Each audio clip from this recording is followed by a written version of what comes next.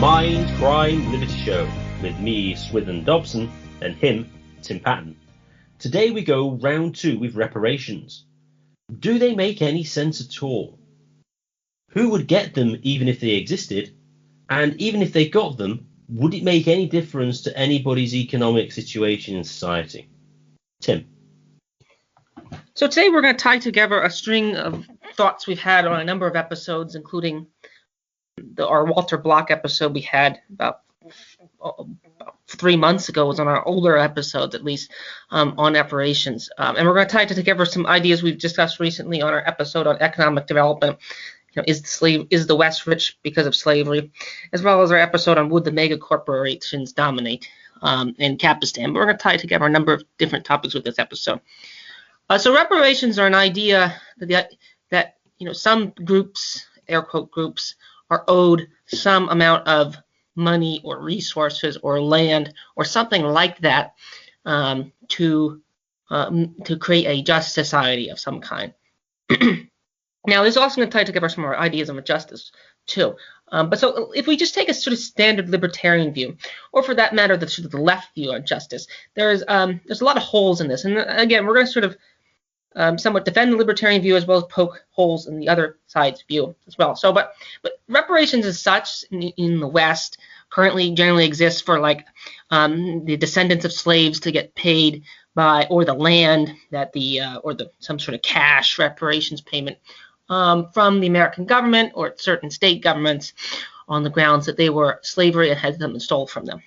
One of the first problems with this view is what you're dealing with is a air quote crime that happened like 160 years ago with distinct groups, and the actual descendants are like 1/20ths.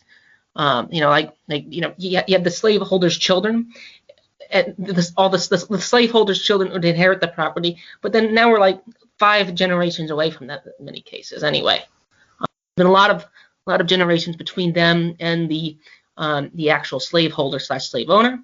It's also worth pointing out, like in the American South, this is the classic example, lots of property was destroyed in the U.S. Civil War. The war, as the Hoppe would call it, the war of this pro-Confederacy people would call the War of Northern Aggression or the War of Southern Independence. Now, I read Jeffrey Hummel's book. I'm more of an agnostic on that conflict. But nonetheless, that's one example. That's one of the key problems with it. It never was a long time ago. But also the issue of reparations for the more European or British listeners is like with the British Empire. Does Britain owe certain societies, Nigeria, India, or various other areas, money? Does Belgium owe certain areas in Africa money, and so forth? So that's how reparations exist. There is a sort of Walter Blockian view on reparations being merited. Walter Block has a very nuanced, conservative view on reparations in the sense that it may not be that big of a payout anyway. So that's the first view. I'm going to overview the situation. But one of the problems with this whole idea of reparations as such, as they exist, is if you take their theories of justice seriously, many of the groups, and this is the meat of much of this episode, is many of the groups that are claiming reparations are not going to be the first in line to get them. I mean, who would get these reparations? There's lots of victims out there. I mean, this is one of Paul Gottfried's statements he made a long time ago. I think an interview with Keith Pressner, Sean Gabb, or somebody else, that Paul Gottfried said the left sits, to develop the first world left, sits on a powder of dynamite, I think, where they have all these victim groups competing for each other. And one of the problems I have, one of the reasons why this is one reason I'm not a left winger. I mean, for one thing, I live in a developed country, just like yourself, just like most of our audience, arguably. But one of the problems is, this is where the whole comes in. If you listen to Kevin Carson, Chomsky, if you really get down to it, and Christopher Hitchens has this great critique of Chomsky, they think the West, and this includes Britons, all their wealth, and this concludes our recent episode we just did last week on slavery, they think all our wealth comes mainly through expropriation and slavery and theft. Forgetting the fact that other empires existed, forgetting all that, I mean, it's like a one monocultural history. They think that, slavery began when the Spanish Empire sailed the ocean blue, and the Portuguese and the Spanish empires sailed the ocean blue.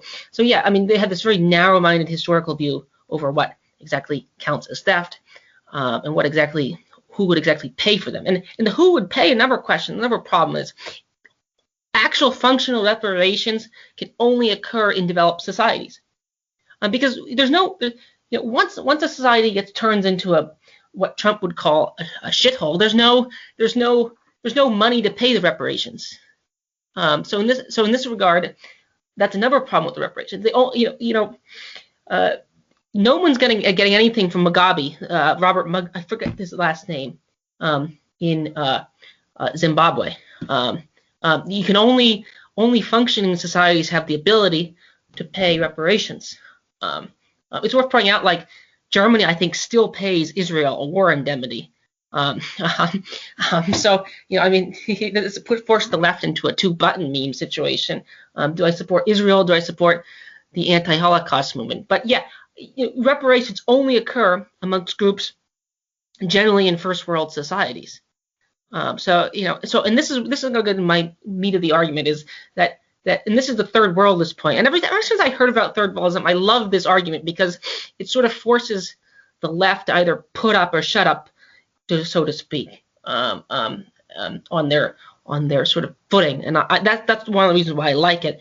And the idea is that the underclasses in the developed world, if you take Carson, Chomsky et al. Seriously, and probably Marx seriously, even though Marx said, air quotes, racist thing, even though Marx was corresponding with Lincoln and various other things, if you take their argument seriously, again, they came from expropriation, which means that the underclasses are technically net beneficiaries of the West.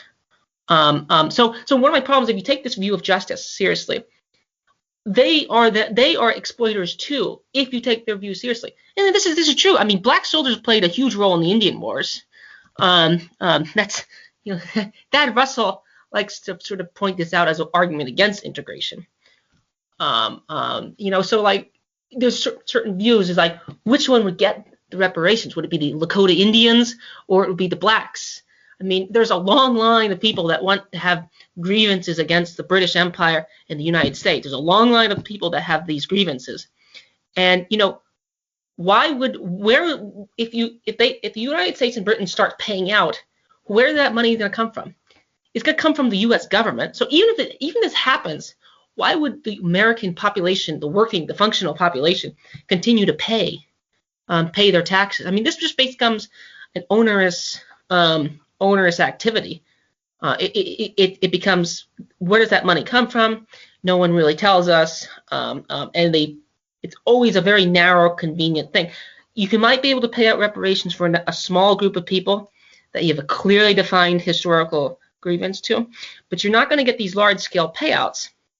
So, Swithin, I've overviewed a number of ideas, what I've been thinking about regarding reparations and tying together ideas of economic development. So far, what do you agree with me? Do you think that why is it reparations claims really only happen to small, distinct groups in certain societies? Swithin? When it comes to reparations as such, history is so complicated with who did what when, etc., and so much has been lost to the mist of time that attempting any full-scale reparation system is going to be basically impossible. I mean, just take the current society. If you take a Hoppian libertarian view of the exploiter class and the exploited, and you take that seriously, it actually goes beyond the net tax receivers and net taxpayer argument that Hopper makes. I mean, even working that out isn't going to be straightforward at all, because you're going to have people who've used, quote, government property who have benefited indirectly by it, and you have to calculate that. But it's even worse than that, because you could conceivably make the claim, and I think justly, that certain sectors of society would earn more in the absence of state regulation than they do at the current level, because of things like licensing laws, etc., which stop you being able to compete easily. I mean, think about the lockdown. Think about how many businesses would have been able to earn a hell of a lot more money if they weren't functionally illegal. and only the large corporations online were able to do relatively well. So the overall sort of attempt at creating overall justice in society, even today, even if you were to take claims from, say, a year ago, in a single year, when we have the best information that you could possibly have relative to any historical time period, simply would be effectively impossible.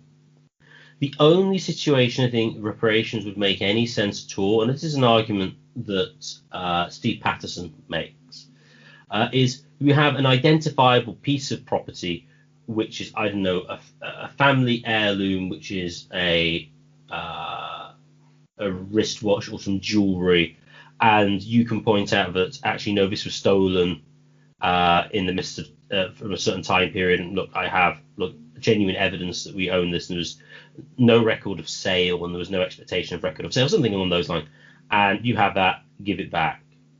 I mean, that's pretty much what you can do. Could you do that with land? Maybe. Land is trickier. Although the interesting thing with land is they've done similar things to this in South Africa, with the argument that, the white settlers, who interestingly weren't just sort of the Anglo-Saxons, but were actually the Dutch, the Boer. 90, at least 94%, I don't remember the figure, basically wanted a cash payout because the blacks had no interest in actually using the land because they can't farm properly. By which I mean they're not able to farm. They have no interest or aptitude in doing commercial farming. They may be perfectly good at subsistence farming, but modern commercial farming they have, little interest in trying to. They'd rather just take the money. So maybe it would be possible in land, but certainly not in the case of, you work this land and you have this amount of value, etc., etc. I mean, there's no way you could reasonably calculate that. And the arbitrariness of which groups are considered to be allowed to get reparations relative to ones who aren't just makes no sense. I mean, should Britain go to the Italians and say, we want some money because the Romans enslaved us, etc., etc.? I mean, that's just manifestly absurd. So I think there could be a case for a very, very specific localized one, and the money in that case would in fact come from the individuals who had the property which was illegitimately owned, effectively. But I think that's the only way you can conceivably do it. Otherwise, you basically get rid of any legal certainty whatsoever, and legal certainty is essential for any just society to take place. And an interesting as well is if you go beyond this and you look at all of the dispossessed groups, the question arises: if they did receive reparations at all, would this actually make their economic position in society much higher? I mean, if you have all the people like Al Sharpton, etc., complaining about the position of the black in American society, if they did get a massive amount of reparations, the amount they wanted, and they still ended up earning less than everybody else, they just go on to something else to complain about, another reason why they're oppressed and why they need more money. Would it really increase their average standard of living for a long time period? Probably not. Tim? Swithin, I'm going to play a little game with you, and this is going to go back to where our older points is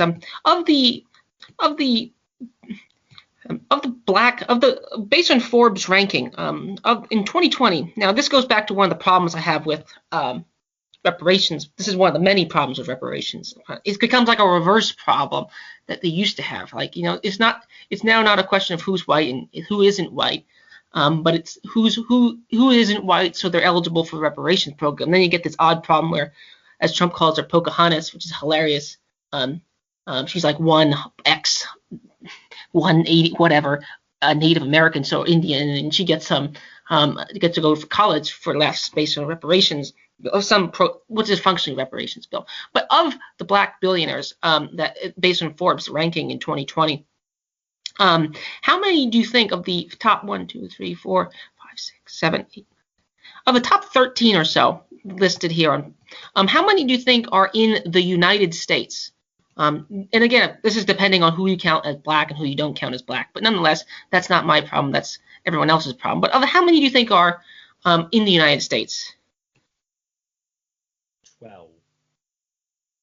Well, not as it's a few years ago you would have been correct, but of them only 4 aren't, and the 4 aren't are all in Nigeria. And if you look at the way that they make their fortunes, it's in rather dodgy areas. I mean, if Kevin Carson and Noam Chomsky want to have this sort of eat the rich view, I mean, this is another thing that Carson and Chomsky tend to forget is that the Ottoman Empire has you can make all the same criticisms of the British Empire you can make of the Ottoman Empire too, and so the richest person in Nigeria, for example, is Aliko Dangote. I have no idea to say his last name, but nonetheless, what's his industry? I think it was in telecom or trading, which is obviously, I mean, if you're going to eat the rich. So of the black billionaires that aren't in the United States, they're all they all make their money in ways in which Carson and most some Rothbardian libertarians as well would roll their eyes at.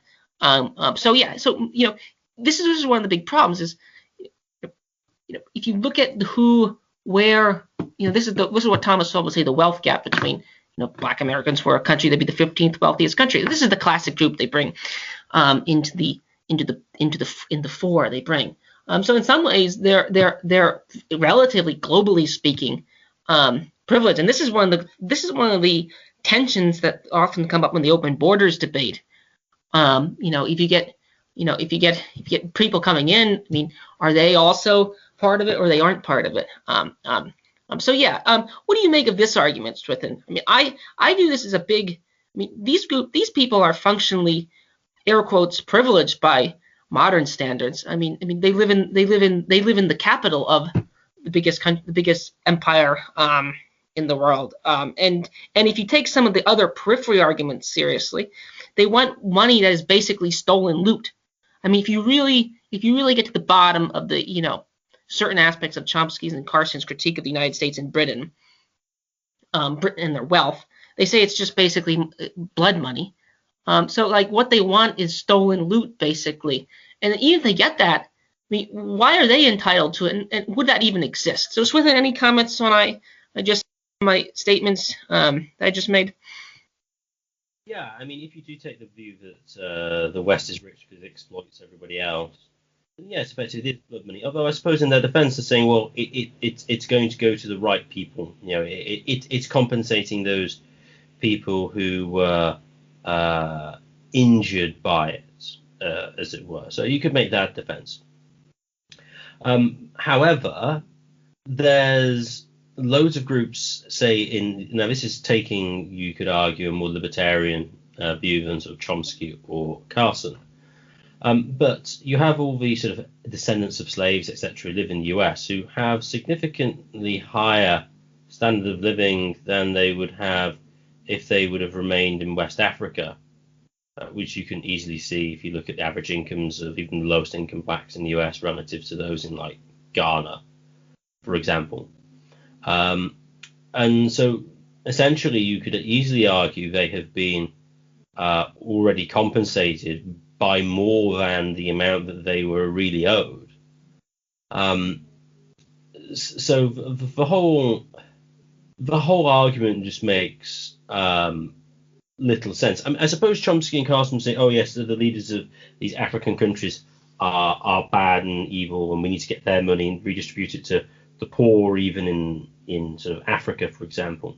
And they would go on and say, oh well, it was because of the colonial powers that created these weird countries in Africa, which has provided the soil in which these tyrants can rise, etc., etc., which is kind of true as far as it goes. But ultimately, I think the issue with Carson and Chomsky, as we discussed in the episode on the economics of slavery, is they just don't have any real concept, or if they do, they join it up as to what causes sort of development and wealth. They seem to be stuck in the idea that wealth is merely a fixed pie, and if someone has more of it, someone else has less of it, which is, if you stop to think about it, just obviously untrue. So those would be my sort of initial thoughts with respect to Chomsky and Carson on those matters. Oh yes, I agree entirely with what you said there. Chomsky himself, would Chomsky be as famous if he didn't work for MIT? No, the answer is obviously he would not be as famous. So a lot of same with Carson. I mean, his influence is primarily he mainly is influential here in Britain and the United States. I mean, that's where those influences exist. And this to me is like, there goes like, be the first sinner to the first stone. I mean, this argument to me is there in it is just as much as, the air quote whites. And then you get people like Condoleezza Rice. You get people like Condoleezza Rice. Now, does this Pat? Is she actually air quotes black, or is Kanye West air quotes black? But like Kanye West was a Bush cabinet appointee. She was the Secretary of State from 2000, and then part of the Security Council during the Iraq War. I mean, she has two oppression points. She's a woman, and she's a black person. So she gets both bonus points, and she does the very thing. I mean, she's in the very administration. She grew up in the South during racial segregation, and now she's part of the Bush administration prosecuting the Iraq War. So there's also other odd ways in which, when Frederick Douglass says this country is just as much as mine as it is yours, you have to sort of take it both ways. I mean, and this is where we did the episode of Malcolm X, and he sort of wanted to secede from the United States, then succeed from the United States, but seceding, you can't, in a way, you can't have your cake and eat it. Well, you can try to, but generally people fail on doing that, and they not only fail, they generally end up failing worse. They also fail up worse. So yeah, and plenty of black politicians support all the policies that a lot of people claim to hate. And Barack Obama is a classic example. I mean, the guy bombed the blank out of Libya, and that Secretary of State, after the destruction of Gaddafi, said she saw, she conquered. I mean, and that's where slavery exists today. So yeah, I mean, Black Americans have played significant roles since the 1960s, basically, in both Democratic and American parties, in foreign policy, in finance, in development, and same thing. So now again, some of those things as a somewhat Randian and a somewhat David Friedman style libertarian, I'm perfectly fine with. I think that's great. But nonetheless, they're in on the crime, so to speak. We in a lot of ways we have integrated, for better or for worse. So yeah, I mean, in some way, so they've been on it too. So any comments on that, Swithin? Oh, certainly. The blacks and other sort of historical minorities have been fully co-opted into the ruling class, and to treat them just as these sort of minority groups, etc., and that sort of explains their position in society, simply just doesn't hold. Economic divisions would make a little bit more sense to work from, but there's no functional way that, say, Barack Obama is oppressed. I mean, that's just absurd to say that he is part of an oppressed class and is deserving, therefore, of sort of generalized reparations. You see this as well now in sort of boards of directors of companies, and for example, in the sort of English cabinet now, we have an Indian, not a red Indian, Indian subcontinent Indian, as the Chancellor of the Exchequer. The Home Secretary is Indian background again. You have all these groups who you could claim a historical sort of oppressing, but simply are simply part of the ruling apparatus. Another thing as well, which the third worldists will are wrong on is they see empires as purely negative. Now, they have negative aspects, but we want to point out the positives. So, for example, India had significant amount of spending on it from the British government, which basically came from English taxpayers. So you could easily make the claim that the English taxpayer, me, for example, can go to the high caste Indians to go, you benefit from this railroad which my ancestors paid for, give us some money. You can easily make that kind of argument because most empires historically, they are funded ultimately by the tax base, who are in a more obvious sense, you could argue, oppressed by their rulers, because they don't get anything in return for it, at least not directly. But then this funds all this building and things around the world. I mean, I suppose this is more applicable, say, to the British Empire than it is to the Americans. The Americans pretty much just blow everything up. But the British Empire at least, built railroads. It introduced education systems, etc., in India. So this is another thing: is the view that sort of reparations must only be sort of one way, when actually you could make the case that sort of the natives of the empires could equally make a similar claim, which of course they would sort of think was insane, but given the logic, you could do. Oh yeah, I totally agree that reparations go both ways. That's one of the points I made to Walter Block on our episode. I mean, the Quakers in Pennsylvania, named after William Penn. I mean, Penn kept, for all the talk of Native Americans being treated poorly, did some of them treat them obviously, but this is where this is where none of us live in the Garden of Eden. So yeah, I mean, William Penn kept fairly good relationships with the native population. I mean, arguably he's owed reparations. I mean, if you take the Rothbardian land ownership theory seriously, it was virgin land. The Indians, they paid him or gave him some amount of expensive produced goods or weapons or horses. I forget what was precisely given. There was payouts made. Of course, there was some just taking land away from them. Everyone knows those cases. But then again, this goes back to, why did Columbus sail the ocean blue? Columbus sailed the ocean blue, and there's a great essay I might put in the show notes page, because the Iberian Peninsula just got out under a long war against some minor North African caliphate of some variety. When I was in southern Spain, there was a walled city there. People asked, why is there a walled city in Spain? It was to protect against North African slave traders and North African invasion. So yeah, I mean, the reparations would go both ways. I mean, in the 1812 or 1815, I think the Dutch and Anglo-Dutch British fleet attacked Algiers, and the reason they attacked Algiers is they were running the slave trade there. So I mean, that's another positive. I mean, the British Empire played a huge role in ending it. So yeah, I mean, and again, slavery was common. I mean, do the Carthaginians owe something? I mean, but then who would pay? The Romans? And where did the Romans get their money? The Gauls? I mean, this becomes a sort of bizarre historical problem.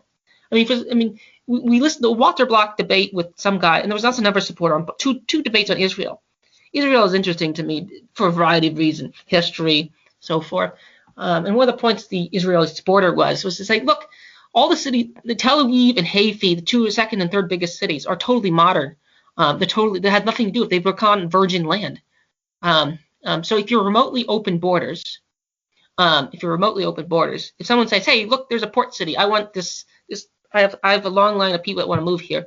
We don't want any money. We just want to be left alone. I mean, yeah, I mean, those cities and developments, they're on virgin land. And again, if you look at the historical track record of the left's treatment of ethnic minorities, it's horrendous. I mean, look how the Soviet Union treated its various groups. It treated poorly, and there's a great article on Keith Preston's website about the Marxists treated them as bad as some of the Catholics and other groups as well. So yeah, and actually, like in South America, there was one Spanish group that Spanish Catholics that ran a sort of, I think it's Paraguay, they sort of ran a sort of a covenant Hutterite community of some variety. I'll put it in the show notes page, the exact group. So yeah, there's lots of reparations and positive externals owed to the group that are traditionally viewed as the air quotes masters.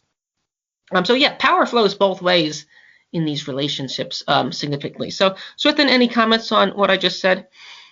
I would agree entirely. I mean, what you have to remember is history isn't how you would want it to be, and you can't just magic that away. And even trying to reconstruct what the perfect history would look like, even supposing you could do that, trying to compensate everybody perfectly simply is unattainable, and actually takes away emphasis on issues that are actually causing problems to people now, as opposed to in the past, and also how we can get from where we are now to where we would prefer to be, which is going to be ultimately far more productive. Much better for the black activists in America to go, how can we actually improve economic lot, self-worth, etc. of the black community, rather than going around, whitey, give us more money. This is where fundamentally I think Malcolm X is a significantly better individual than Martin Luther King. Martin Luther King was, I've heard arguments that he turned off, everyone turned off the recordings when he started talking about socialism, because that was the way we were going to help the blacks. Whereas Malcolm X was like, we need to just empower, we need to help the black community to stand on its own 2 feet. I mean, that's what's needed, and it's just a pain. It's just this sort of post-Christian victimology which just drives much of politics today, and it's just ultimately destructive. Oh yeah, what you just said is entirely true. I mean, if people want to do, Lyndon B. Johnson supposedly said once that. Lyndon B. Johnson. He these are the characters that do them. This is the hilarious thing about the whole thing. He basically wanted to throw money at them to vote for the DNC and to make America look good. That's basically for Lyndon B. Johnson why he supported the Civil Rights Act. That's like the TLDR version of it. It's not some great liberation program. It's not some great triumph of for all that. And for the do-gooders, there's a lot of positive, there's a lot of negative externalities from what you could call reparations programs. As John McWhorter would point out, I think a Soho interview, he said that like affirmative action, what it does is puts students in universities that they don't belong, they don't fit in, they struggle, and they don't do very well. So yeah, I there's a lot of these programs that go wrong, and as far as Africa, the continent itself, the British and French to some extent have left. And what has they been replaced by? They've been replaced by the Chinese. They've been replaced by they're air quotes black masters now. That's who they've been replaced by in some ways. I think the Chinese have been buying up ports in Eastern Africa. So yeah, some of these groups should be fair for what they fish for. There's a new player on the block. A very mean-spirited player that has no interest in self-deprecating or paying reparations. So yeah. So then, any final comments? Yes. The Chinese won't care about reparations at all. Reparations is only something people care about in Christian or post-Christian societies, in which you have a guilt culture rather than the shame culture. The societies which are based around sort of shame of society rather than individual sort of conscience simply don't care. The Chinese will not care about reparations. They will just not think about that at all. The Chinese just care about winning, and if they win, great. If they don't, well, that's bad. We just need to do what we can to win. Outside sort of Christian and post-Christian societies, not that many cultures particularly care that much about how you get there, and I think that's certainly true of the Chinese. So all I say is reparations in principle, I could see the appeal, but in practice, the only thing that would make any sense is a specific piece of property, which is illegitimately owned by whoever is the current possessor.